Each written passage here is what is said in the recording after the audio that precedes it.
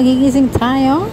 Ayan, magluluto tayo ng English breakfast. Ayan, ala English breakfast or American, British, whatever. Basta ito yung kinakain ng mga taga-America. Ayan, nagtutoast tayo ng tinapay sa butter. Ayan, kailangan natin mga ingredients na yan. Ayan, sausage, cherry tomato, bacon, at ang salami, egg, whatever. Ayan, ipipride natin dyan. Napakasarap. So excited na ako ngayon para sa aking vlog for today. So ayan, watch me. Ayan. Ayan, nilagay na natin ang ating mga...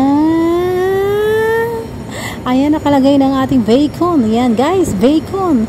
Kayo ba ay may bacon? Yan. May bacon na ba ang inyong ano daw? Ayan. Magluluto tayo ng bacon for today. Unahin natin ang bacon para magmantika siya, guys. Ayan.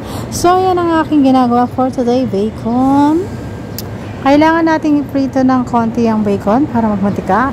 Isabay na natin ang ating sausage. Ang aking palang binili ay ang Hungarian sausage.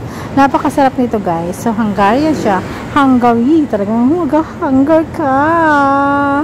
Yung gugutumin ka talaga pag kinain mo to, guys. So, ayan. Nilagay ko na rin ang ating mga salami.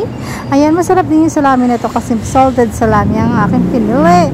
Masarap siya. Deli. Deli po ang mga product na ito, guys. Deli. Dali-dalian mo ang lutoy dahil ako'y nagugutom na. So, ayan guys, ayan, hintayin lang natin siyang maging luto, and then ibabalik na rin natin siya with banayad boiled lang. Banayad lang dapat ang ating dyan ginamit na yung ating pangluto, medium rare, ayan, medium lang po yung fire dapat, hindi po mabilis. Ayan, ang itsura niya, guys. Ay, yung sausage natin, guys, pinagano ko na siya, hinati-hati ko na para hindi naman siya mahirap kainin, guys, lalo sa mga kids. Ayan, meron ako nilagay ng mga cherry tomato. Yung cherry tomato is pipirtuhin mo ng konti para talaga malasam yung butter. Ayan, napakasarap dito sa personal, guys, kumana niya. Try nyo rin to sa inyong mga pamamahay, guys. Mura lang to. So, ayan. Ilalagay ko na rin ang ating egg. Ayan, tatanggalin muna natin yung mga yan. And then, ayan ang egg. Nilagay ko na. Kung saan mo pinirito, dun mo rin ipipride lahat, guys. Pati yung prito. Kasi bakit, guys?